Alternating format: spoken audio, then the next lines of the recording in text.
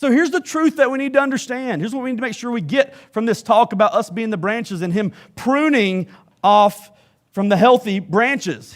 Here's what we need to know. Often our greatest distractions in our spiritual lives are the good things that keep us from God things. You got that? The biggest distractions are the good stuff, the amoral or the not even sinful things. The good things that keep us from God things. So you see, that's what Jesus is explaining here. He's talking about how God will sometimes, for example, trim off the good people from our lives that could hinder our spiritual growth. He's talking about how God might cut back the good interests and good hobbies from our lives that could impede our best harvest of spiritual fruit. He's talking about how God might prune off the good activities from our lives that delay us from reaching our greatest spiritual potential in Christ. But here's the thing about the pruning.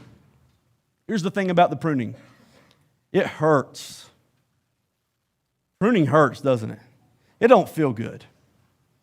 It does not feel good to be pruned. The branch does not find immediate joy in the pruning process, okay? It absolutely does not. It's not like, hey, bring on the pruning. All right, he's going to prune me today, It doesn't get excited about that. It doesn't feel good. It hurts. And that needs to be said because that's where many of you find yourself right now. You feel like God has been hacking on your life and you don't know why. He's pruning all these things and you don't know why. Here's what you've got to remember. This is what you must remember. Spiritual pruning is painful, but it's necessary. Okay? Spiritual pruning hurts, but it helps.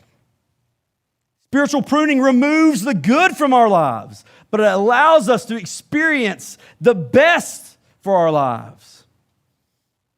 Pruning progresses us from quantity to quality. And that's what we must all strive for. For those of us who claim to have faith in Christ, we should not just want to produce fruit, but we should want to produce quality